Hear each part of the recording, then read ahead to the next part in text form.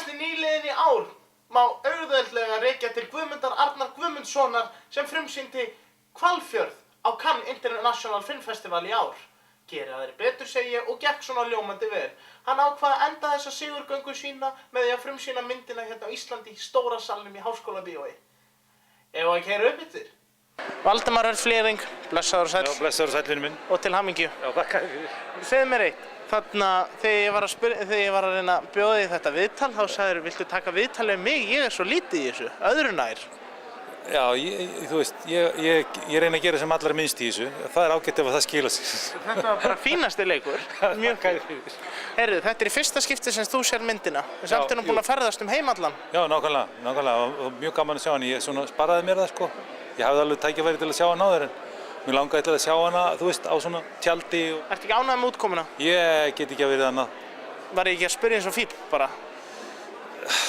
Ég meina, auðvitað getur maður haft mismunandi skoðanir og þú veist, þó að sé einhverjir sem eru að hampa einhverjum hlutum þá þurfa þeir ekkert endilega að vera eitthvað æðislegir. Nei, það er rétt. Þú veist. Mér fannst hún afskaplega góð. Ég fór í bíó núna síðast daginn og sá hérna nýjustu Woody Allen myndina og ég var ekkert sérstaklega hrifinn. Nei, þér fannst Hvalfjörður betri. Valdimar, þakka þér kærlega fyrir. Þakka þér fyrir sömuleiðis. Gott kvöld. Já, takk. Jú, við höldum áfram með smjörið. Hér erum við stórstjörnumyndarinnar, hann Ágúst. Sæll Ágúst. Hæ. Hvað ertu gamall? Ég er 11 ára. Og gerir þú þig fyllilega grein fyrir því að það voru frægasta fólki í heimi að horfa á þig í Frakklandi? Nei. Hvernig var þetta? Hvernig upplifun var þetta fyrir þig? Þetta var svolítið erfitt því að ég er að hengja mig og það var rosalega kalt. Já. Hvernig var þetta að hengja þig? Hvernig gerðu þið það? Ef þú mætti aðeins spilla fyrir? Ég var í svona belti með vírum. Já, það hélt mér uppi. Það hélt þér uppi? Já. Þannig að þú ert hér með okkur í dag? Já. Segi ég til allra guðslöku. Þarna fannst þér þetta ekki gaman? Jú, mjög gaman. Já. Og þetta er eitthvað sem þú getur lagt eflaust fyrir því í framtíðinni? Já. Er þetta fyrsta myndið þín? Nei, ég lék líka í Eldfjalli. Já, hann er bara að leika í einhverju svona hinn og þessu. Þú eru flottir enn og aftur til hamingju með þetta. Þetta var vel að verki staðið. Og hér eru við með ekki síðri stjörnu en leikstjóra sjálfan, Guðmund Örn. Sæll og blessaður og til hamingju. Já, takk fyrir. Bara bravo með alla þá velgengni sem þessi mynd hefur fengið. Já. Hvernig var á Cannes? Það var frábært. Bara þetta er náttúrulega stærsta uppskeruð hátíð kvikmyndagerðarmanna og gaman að taka þátt í henni. Leigðirðu smoking? Nei, ég keypti mér smoking. Keyptirðu? Já, ég ákvað bara að fjárfesta í smoking. Ætlarðu að ferðast eitthvað með myndina meira?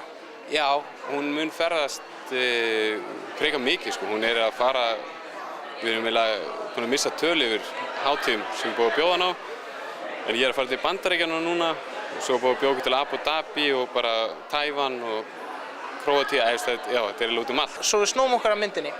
Þarna, hvernig voru þetta ekki erfiðar aðstæður að taka upp á? Jú, þetta var náttúrulega í apríl.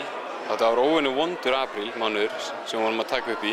En það var eiginlega þannig að því verra sem veðrið var, því fallegri var birtan og fallegri var landslagið.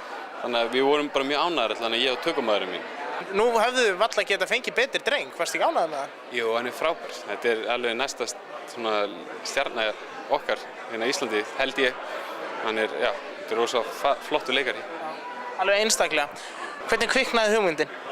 Mér langaði að fara út að gera æfingu og ákvaða að búa bara til eina senu. Það var eins og opnunarsena.